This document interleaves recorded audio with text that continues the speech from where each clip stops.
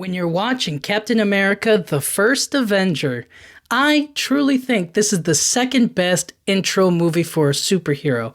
Like, it's only second place because Iron Man was the first one to do it. So, you know, obviously I think Iron Man set a great example of like how to introduce a character and get us to love him. And because it's the first one, like first one of the MCU, I kind of give it a little bit of an edge. But this movie is just as good as Iron Man, in my opinion. I think this does a great job of introducing us to the character, of understanding how he becomes, the super soldier, right? It kind of just gives the world this glimpse of like what it is to be a hero.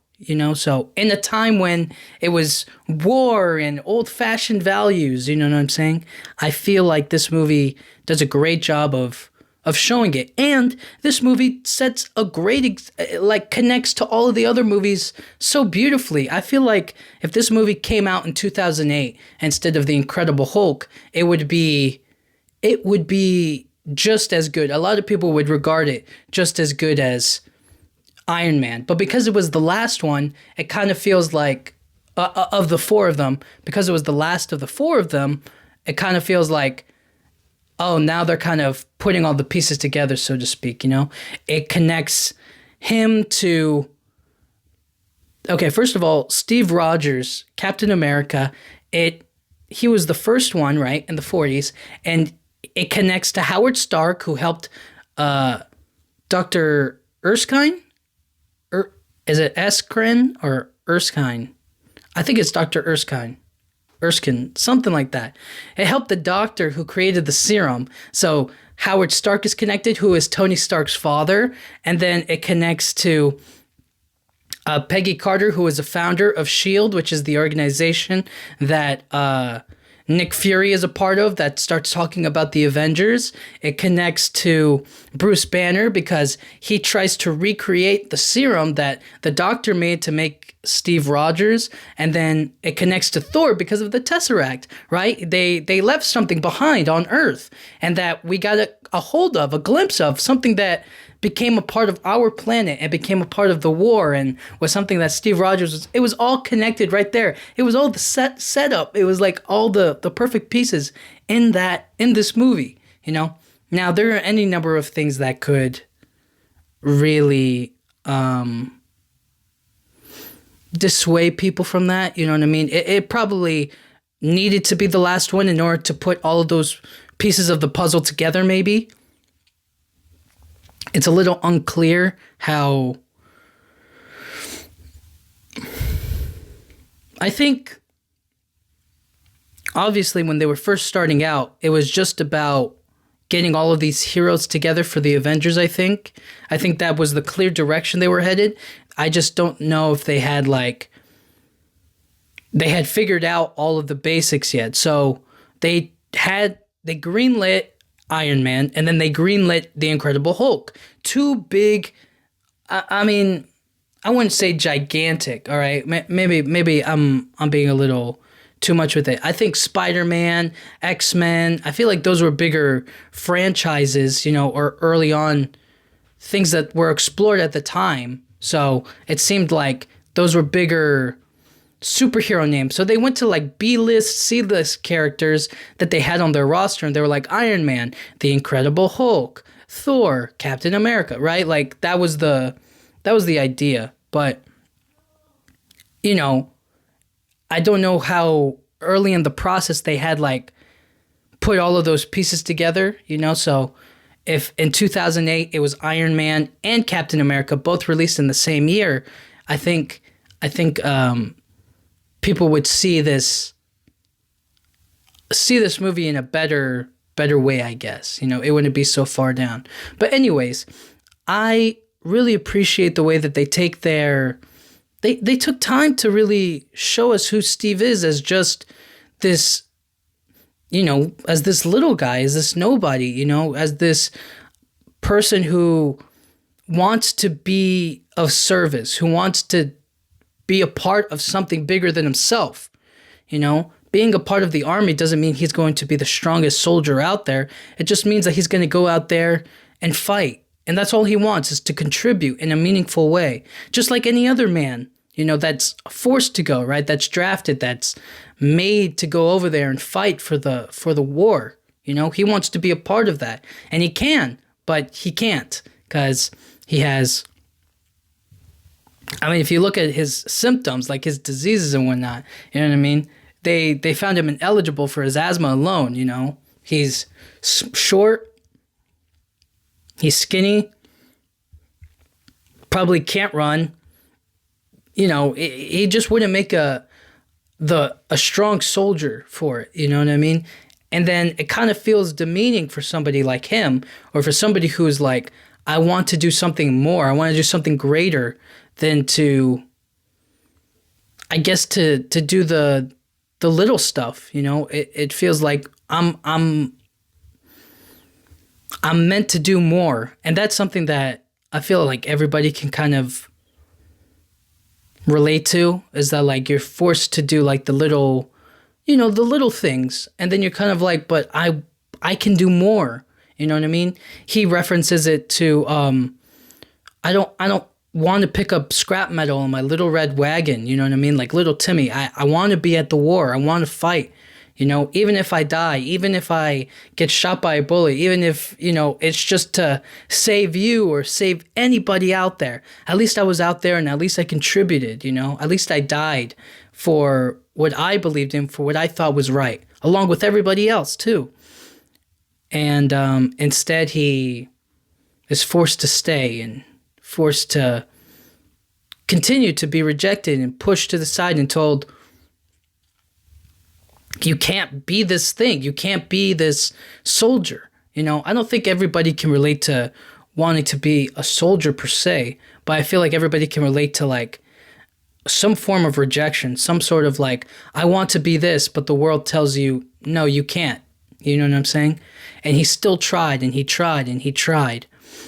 And the good doctor, played by Stanley Tucci, who does a great job in this role, did such a good job of, I guess, in like 15 seconds recognizing that he was somebody who was all about serving, somebody who was all about, how can I contribute? How can I be a part of something? And it was a brief, like 1 minute encounter that he had with Bucky that he listened in on, just by chance, And maybe sometimes that's all it is. It's just a chance. And he got it. He took it. He went into the army. He wasn't particularly good at it, but he was able to be a part of it, to learn what it took to become a soldier, to go through training, to show off his what he has to offer. There's this great moment in the movie where he's in training camp, and all of the soldiers are doing like a run, or like I don't know how far they were doing it. Like let's say they were doing like a 10-mile run. You know what I mean? They had like a path. And they get to this flag post, and supposedly that's like the 5-mile mark. And the sergeant, or the leader of the thing, kind of goes like, all right, this flag means we're only at the halfway point. Anybody who goes up and climbs and gets that flag, they'll get to drive back with Agent Carter back to base or whatever, right? And everybody's like, all the big guys are struggling and reaching for the flag. They're climbing the pole. They're trying to get up there. And Steve is like hanging back, you know what I mean? He's like, I'm not strong enough to climb that thing. Those guys aren't strong enough to climb it either. What can I realistically do? And so he looks at the whole situation, the whole pole. How is it standing? And he takes off the little things that hold it together, and the pole falls. He picks up the flag, gives it to the sergeant, and rides back with Agent Carter. Such a gangster move, you know what I mean? Just a great example of like his intelligence,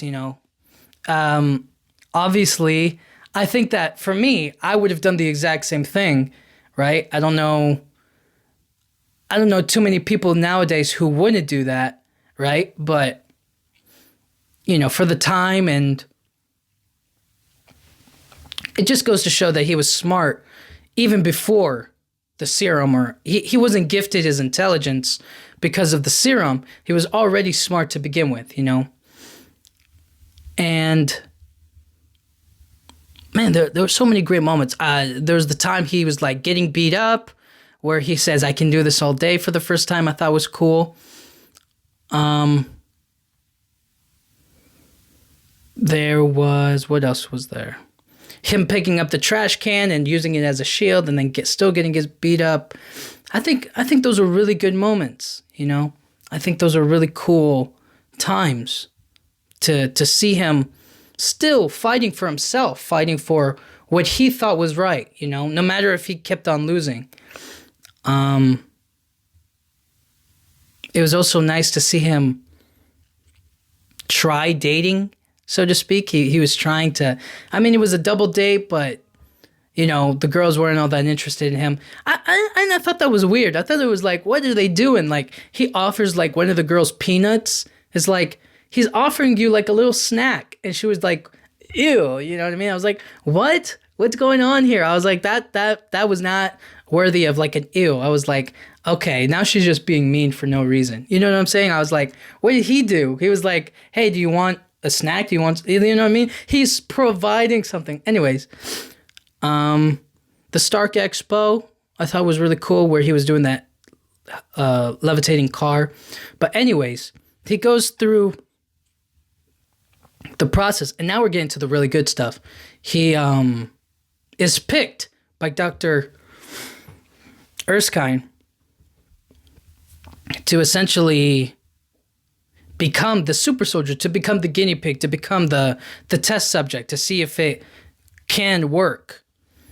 And dude, what happens next is so great. The Tommy Lee Jones, who does a great job in this movie as well, he's like, listen, I know you like the guy, but he's not fit for this. He's not made to be a soldier. You know who is? Hodge. He's big, he's fast, he's strong, he obeys orders. He's a soldier. He's what the definition of soldier is. But Dr. Erskine's like, but you don't understand. Everything gets enhanced. The psychological gets enhanced too. So his mentality would drastically get different and darker and intelligent. You know what I mean? Like, everything would be amplified to 100. So him being a bully, him being a smartass, or him being like, you know, cocky, and he's just too full of himself, right? So it's like, oh snap, he's, what's it called? He's a bully. So we give him the serum, he's going to be even more of a bully. It's going to be more of an a-hole, right? Like, it's not going to be what you think. It's going to be worse. So he eventually chooses Steve to be the choice. And also, I think it was also like a good biological, I think it was a great choice biologically speaking, because he has asthma, he has all of his other issues biologically and internally. He's shorter, he's skinnier, right? Like, you can obviously see the growth and improvement, you know? So that's the cool part about it, is you can see him transform. Whereas with Hodge, you know, I guess he would get even bigger, you know what I mean? Maybe get like 7 feet tall, you know, but he would just be like this really buff thing, right? Whereas Steve Rogers is more of like a prime example of like, even the littlest person in the world can become this quote unquote like strongest man ever, you know, the peak of human physical condition. So anyways, we get to this really cool part where it's about Tommy Lee Jones, and Dr. Erskine is like, okay, you know what? Let me prove it to you. Let me prove to you that Steve Rogers is not worthy of being the super soldier, of being the one that you choose for your program. He takes open a fake grenade, okay, and I have to say fake.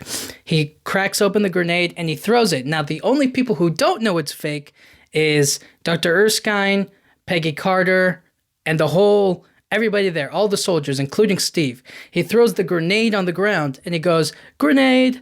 and everybody runs away. Everybody runs for their safety. Steve dives onto the grenade. He goes like, "Get away! get back. He was going to take that full grenade. He was going to die, sacrifice himself to save everybody else. That's a hero. That's courage. That's everything. And he did it unprompted. He did it. Nobody even had to tell him. Nobody told him it was a test. He thought it was real, just like everybody else thought it was real. They tried to get away. He thought it was 100% real. And he still dove out for it. And it's the best moment in the film for me. It's one of the best moments in the film. And there's still so much movie left. You know, just in that one moment, you see what kind of a man he is, what he would be willing to do for everybody. And I think it's because he's weak that he felt the urge to jump for it, right? Like, if you feel like you're unable to contribute in like maybe in a hard hitter kind of a way, right? Like, you're not the strongest puncher, you're not the best shooter, you're not the fastest runner. What can you really do except give the people who are really worth really strong, give them the opportunity to keep fighting. And that means jumping on grenades, being a shield, blocking and protecting the real ones, right? Like, that's an example, and he did that. And of course it didn't blow up, and we see Peggy Carter's face, and everybody in that moment realizes just what kind of a man he is. And everybody's in awe. And damn if I don't think about that moment a lot. If I don't think about how much courage it would really take to just do that, to protect everybody else. I'd be lying if I said I was that, courageous, or if I was that brave enough to just jump on the grenade. I'd probably run away like everybody else. And to be, hold on. In that moment, yes, it's cool. You know what I mean? It's really courageous. It's really brave that he would jump on the grenade. All right. But on the other hand, it's not a bad idea to run away from bombs. Okay. So just because, you know what I'm saying? Like, I don't have to be, I don't have to just step on, cover grenades. You know what I mean? But anyways, from that moment on, we all know that he's meant to be who he is as a man, without the serum, without anything. Now he gets the serum, and dude, that transformation, that part when he's turning, they inject him and they do the whole thing, and then it's kind of like this dramatic piece. They put him in this kind of like in this box or whatever, and we see him come out of it, and he's like totally shredded, ripped. You know what I mean? He's like next level buff. And I was just looking at it. I was like, oh, dude, that's a great superhero reveal. You know what I'm saying? And he's just peak physical human condition, So it's not like Thor doesn't have like a reveal like that. You know what I mean? We just assume that he's already shredded. He has a shirtless scene, but it's not like a reveal. It's more so just like him walking around shirtless. Hulk, he turns big and green. You know what I mean? So that's a really big transformation. That's a big look for it. So it's cool. You know what I'm saying? It's definitely cool. It's the most dramatic form of it. I just feel like it's looked at like a horror kind of a vibe. Like, it's kind of looked at like a bad thing, he transforms and then he becomes this monster, as opposed to maybe Iron Man, who becomes Iron Man by putting on the suit, and you see him like with the mask closed down. Like, that's just cool. Like, that's just awesome. And then finally, he gets revealed as this, super soldier. Whereas like Tony creates his gadgets, So I guess it's all just a matter of differences, I suppose. But anyways, I thought that was a cool moment. He becomes the super soldier, and then we get to see him test this stuff out. We see him running through the streets. It's a little goofy, I won't lie. The CGI, or like the way that they make the background of like the old New York is kind of, you know what I mean? It's not as seamless, or I don't know what the right word is. It doesn't, it looks fake. You know, you can obviously tell it's fake, but nonetheless, I enjoyed it. I thought it was cool. It was nice to see him jump high and learn his abilities and run fast and jump on cars and do stuff like that. And then there was this kid who gets taken hostage, and Steve is like, don't shoot the kid. And he almost shoots the kid, but he's out of bullets. And he throws the kid into the river. And Steve Rogers is like, wait. And he's like, I have to save the boy. And the boy's like, no, don't. I can swim. And I was like, greatest hostage ever. Like that kid deserves praise for being useful. You know what I'm saying? Like if he had spent time diving and kidnapping and saving the kid, you know what I mean? Instead of going after the Hydra guy, then everything would have been okay. You know what I'm saying? But you know what I mean? He goes after him. We see him swim. We break the thing, and then he throws him up. It's just cool stuff like that I like to see. I also like it. Dude, I thought it was so funny when he like bites his tooth and then he starts foaming at the mouth. I was like, what did he just, what just happened there? You know what I mean? He's just like, bites his tooth, cut off one head. 2 more shall take its place. You know what I mean? I thought it was so funny. It's good. It's not like I don't believe it, you know, but at the same time, it just felt like it came out of nowhere. I felt like, I wish it was like kind of like, I don't know, just a little bit more out there. But anyways, he bites his tooth and he's like, hey, Hydra. He's all like foaming at the mouth and stuff. I just think that's so funny to me. I don't know why. I mean, obviously, I'm on board with it. I don't think it's like, I mean, yeah, I think it's ha funny, but it's not like, you know what I mean? It's believable. I believe that he's like, he just bit his tooth or, you know, bit this drug or whatever, and it kills him from talking or anything. So at the end of it, we see Steve Rogers, a transformed man, a super soldier. And we think, and you think to yourself, oh, I just got my superpowers. Now it's time for me to be a hero, right? That's what we would all think. But it's the opposite for him. He becomes the super soldier, and he's held back from being what he wants to be again, right? So like now he's, you know, talking to Tommy Lee Jones. He's like, I should be out there on the front lines. Like, look at me. I'm the super soldier. And they're like, and Tommy Lee Jones is like, no, shut up. Okay? You are one man. We lose you. We lose any ability we have to recreate you, to get more of you. I was promised an army, and you are not enough. And on the one hand, I understand it, because they need to study him.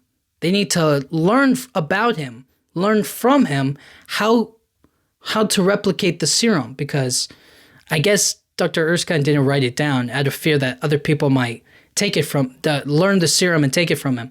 But my point still stands, okay? Captain America, Steve Rogers, is like just this lab rat, you know, for them to learn and figure out how to replicate the serum and create more super soldiers. That's all it's about. So he gets stuck in a lab, but then he's offered a chance. And I thought that was a great idea to offer him another way of service, another duty. And they're like, you can serve the world on the greatest battlefield, the battlefront of the war, and advertisements. He's selling bonds for bullets, and bullets kill Nazis, and that's the way it is. And I like that whole sequence. It kind of just shows like what he's, you know, what he's doing, what he's been up to. So it's fun. It's really, really fun. I think that's a great sequence too. It just kind of shows you like how he becomes like this comic book figure, how he becomes like this entertainment. You know, he becomes like this show pony, for instance, you know what I mean, for soldiers' amusements or for the people's amusements, and kind of like you know, just like a show pony. You know, he just goes out in front of the crowd, says some lines, and Yeah, that's Captain America. He's this showman. He's not a soldier yet. And then slowly but surely, we figure out that he definitely wants more. Still. And now he becomes Captain America. Now he really steps into his role. He becomes who he always wanted to be. When he goes out to save the 107th locked at the Hydra camp or whatever, and he saves them, they fight, they escape. He saves Bucky, they escape, and then from there the plot goes, okay? We see him build this team of soldiers, of him, Bucky, the other commandos and whatnot. And he builds this team, and they fight in the war together. And I have to say, there's like a sequence where they're showing like Steve Rogers' team of like destroying the other Hydra bases. And there's a shot where they're like in the woods or something, like in the forest or whatnot. And you see him kind of like turn around and he throws a shield up at a tree, but it's like foggy. I love that shot. That was a beautiful shot to me. I thought that was just a really cool shot. It was really nice and it was colorful to me. It was beautiful. I like that one a lot. I can't describe it any further than that. If you go back and you rewatch it, he's in a foggy forest, walking, turns around, throws his shield at a tree, hits a Hydra, agent or soldier or whatever. He falls down and then they kind of take him away or whatever. Like that's just a cool scene to me. A cool shot. That whole moment. I really credit the cinematographer for that one. And then we have the duality of the serum, right? We see the Red Skull and we see Captain America. We see them face off and see like what happens between the two of them. How does one man get the serum and become the worst part of himself?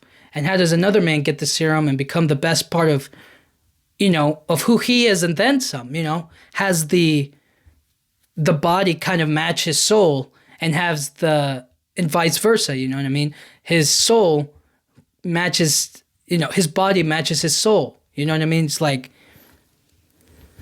it's kind of a cool way of like good and evil, I guess. It's pretty basic, but that's just the example. And I just really like that moment when they confront each other and they see what the other is. How do they compare?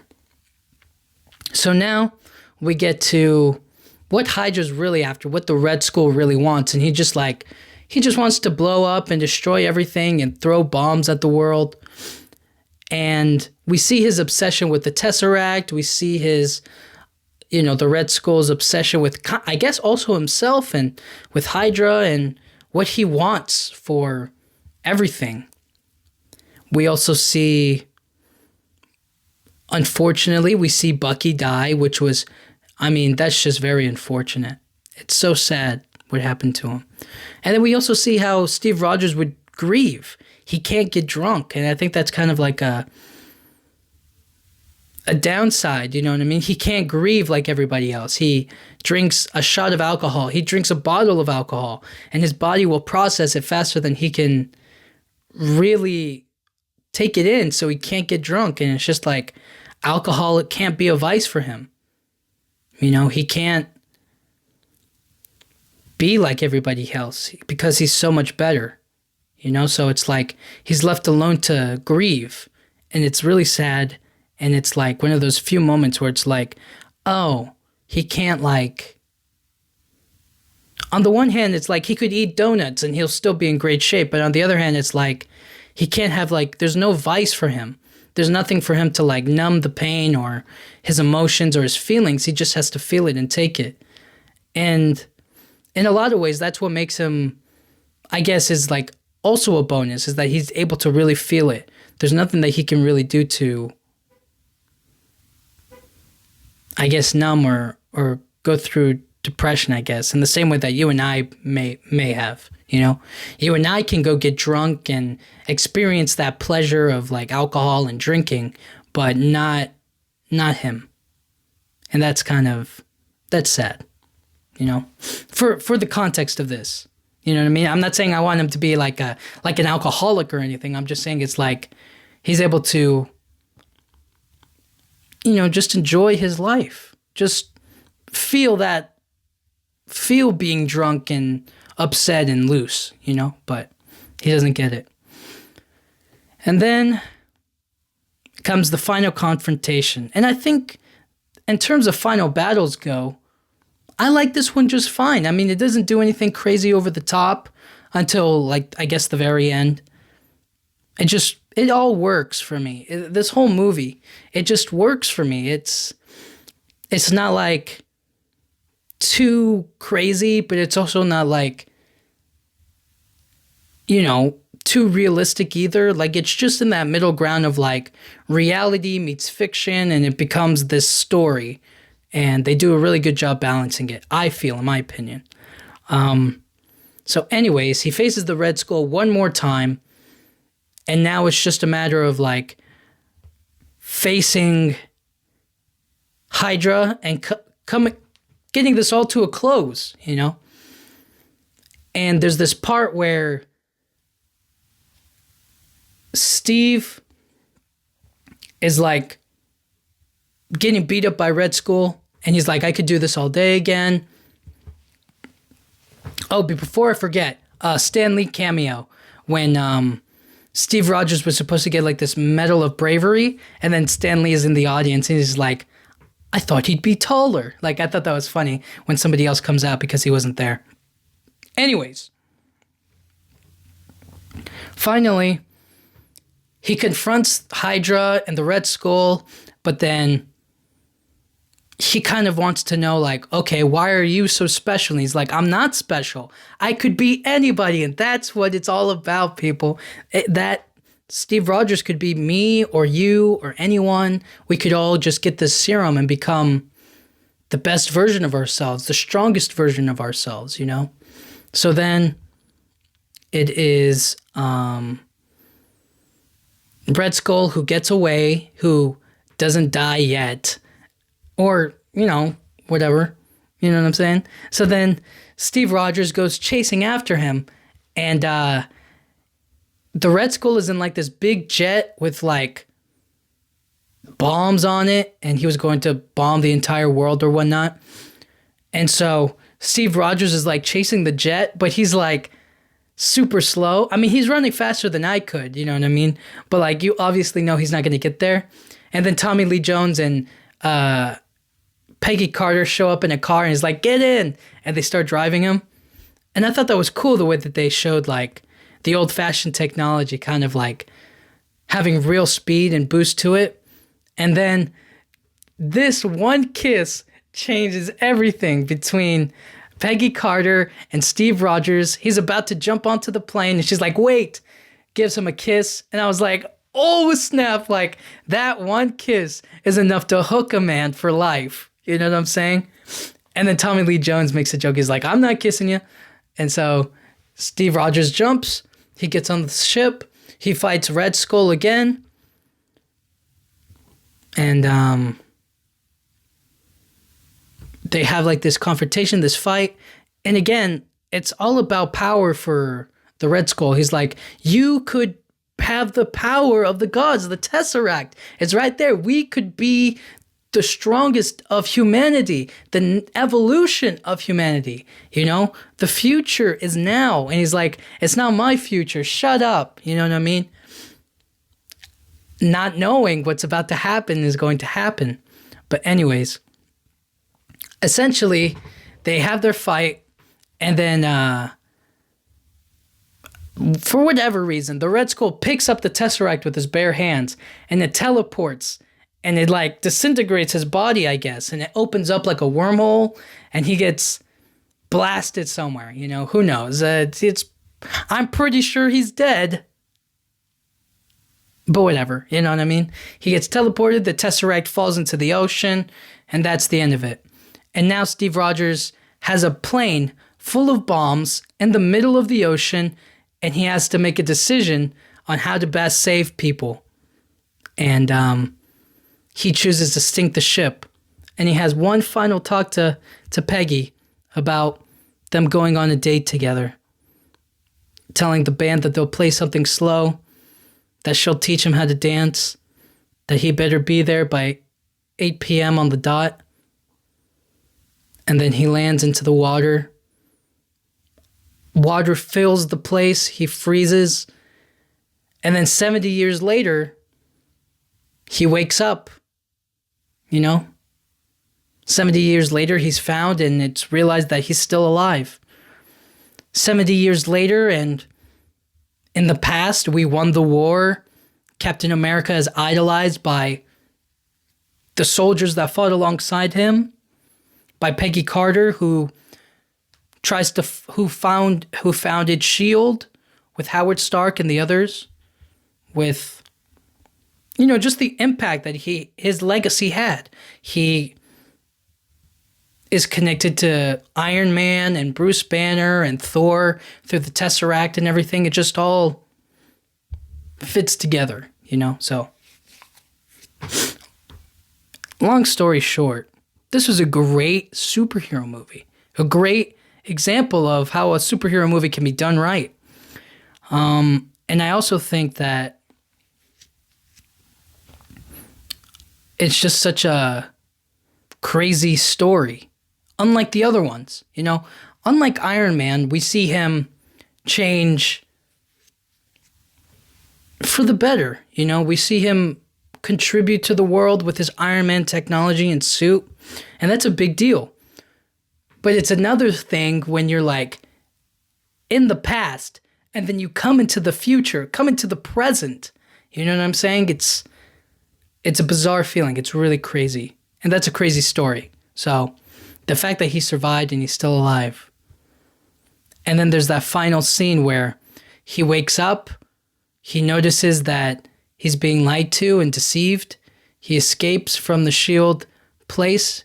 He runs to Times Square, and everything is different. Everything isn't, like what he remembers. And then Nick Fury pulls up and is like, "At ease, soldier."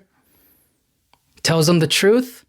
"You've been asleep, Cap, for almost 70 years. And then he's kind of like processing it all. And he's just like, what the heck?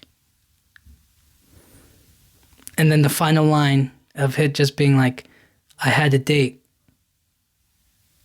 Darn it. That is so good. And then the end credits scene, I don't know if this was true in every theater, but the end credits scene was the Avengers trailer. I don't know if this was maybe just like a DVD thing or if it was in the theaters, but they showed Captain America will return in the Avengers, and then they showed the Avengers, like basically the trailer for it. That's cool. Like, they don't do that anymore. They don't do that kind of stuff anymore that I can recall. Maybe they did do it. Maybe they didn't. I can't remember. But anyways, Captain America, the First Avenger is a great movie. And I definitely think it's one of the best intro superhero movies. Introductions of a superhero character in like this Marvel Cinematic Universe. I think it does a great job. Definitely, I seriously think it's neck and neck with Iron Man. It's right there. And I give Iron Man the edge, but Captain America, the First Avenger, is like right there. And then third I'll give it to Thor, and fourth I'll give it to the Incredible Hulk. I just, And anyways, I'll rank them some other time. I'll put like a full ranking after I watch them all again. But anyways, Captain America: The First Avenger, great movie. You should definitely go see it. If you haven't, it's right there for me. It's an amazing movie. I enjoyed it. I enjoyed rewatching it and seeing it. So, anyways, guys, thank you so much for listening. I'll talk to you guys all next time. Thank you.